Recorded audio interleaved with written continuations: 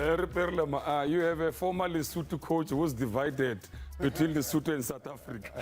Right. We're going straight into Chippa United. Chippa United wrote a letter to the league complaining about a penalty, whether it was correct or not. So this is Soccer Zone. We're going to tell you whether this penalty was correctly given or not. And then we'll say, is it Silo Saseka or Saseka?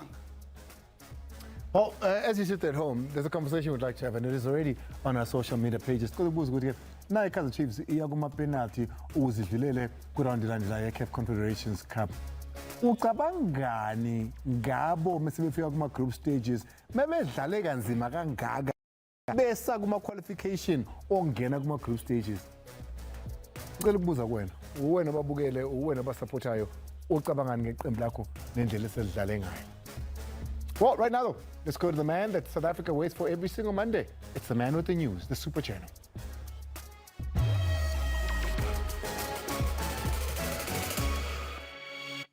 Yeah, let's kick it off with the news that shook South Africa to the core this afternoon. And I'm sure some people are still quite in disbelief around FIFA's confirmation, a story that we broke on sabcsport.com just 2 weeks ago, that FIFA were going to start an investigation, and they've come out quickly with a final outcome that Bafana-Bafana officially docked points. Now, the South African Football Association has responded around that ineligibility of Teboho Mokoena, and this is a statement. I'll read it to you quickly.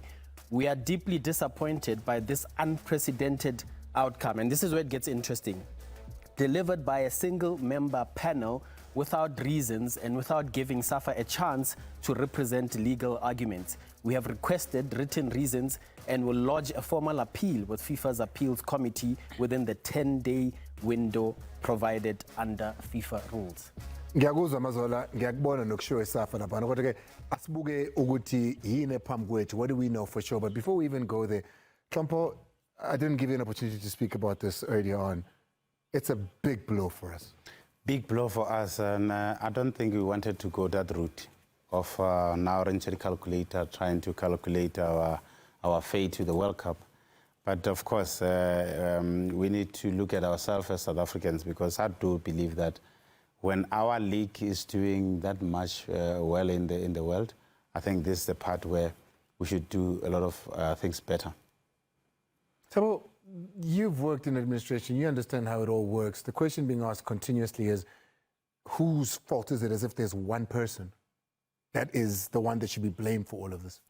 Well, normally the communications with regard to updates will always go to a team manager. But I also just feel the entire coaching staff should take the blame, because then what is the role of the goalkeeper coach, video analyst, assistant coach, and the entire team? Is to take stats, data, collect information so that they compile reports. And then you are able to say, okay, maybe Mokoena is not eligible to play this game because according to the technical reports, data, stats collected, he's got so many yellow cards. So I just think it's a collective error from everyone that is involved, because the job of the technical team is to support the head coach with data and stats. So as it's South Africa now second. We've got 14 points, but as it stands, of course, we have less goal difference at -3 compared to Benin's -4. This is because we had 5 goals taken from us. The 2 goals that we scored against Lesotho, and then the 3 goals being docked for the ineligibility. The 2 matches that are here at home, we need to make sure that we maximize. The 6 points we have to take the 6 point. Of course, with a lot of goals, because then it will give us a position to sit on top of the log. Obviously, we cannot bank on anybody at this particular moment. We just make sure that we win our matches. We can win our matches and score all of the goals. If Benin do the same, it's as simple as that. They go through. And as far as qualifying second is concerned, if you go look at those second position qualifiers, we're nowhere near the ballpark. Mazur.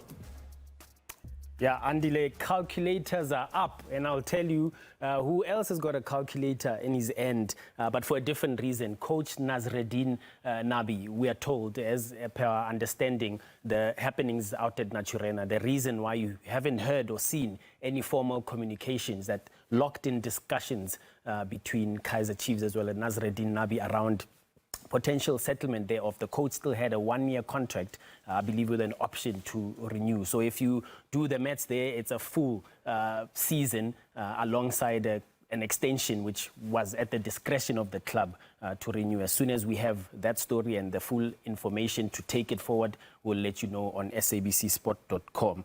We are going to stick with the Soweto Giants, Kaizer Chiefs, a story where my colleague Velile Mnyandu sat down with the sporting director at Kaizer Chiefs, Kaizer Motaung Jr., speaking around the loan policy of young players up and coming who some thought would get an opportunity elsewhere before the window slammed shut last week.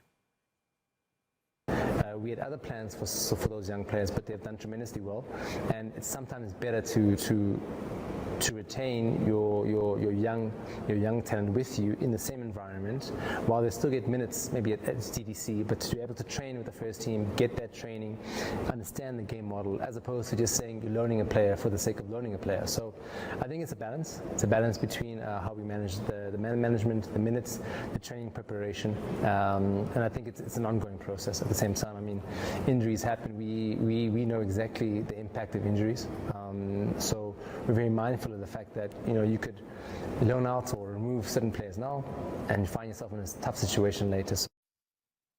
Yeah, sticking with from one Soweto Giant to another, Orlando Pirates are preparing at the minute to face TS Galaxy tomorrow night at Orlando Stadium. I did catch up with coach Adnan Beganovic of the Rockets, who interestingly enough spoke about the two players that are currently doing well for the mighty Buccaneers. That's Lebone Siema as well as Mike Sibilibele. For Mike, I know he just need a couple games to start to play, to go to the game, and then he have a quality to play. But from Sema Lebona, I'm surprised because, yes, how you say, we give him chance many times to try with him, and then he, some players need to change the club to show all potential. Maybe he feel that club it's a good opportunity for him, and he play well in last 5 games. How much Orlando play? I think he play well. And then if he continue like that, he can be a good player for Orlando.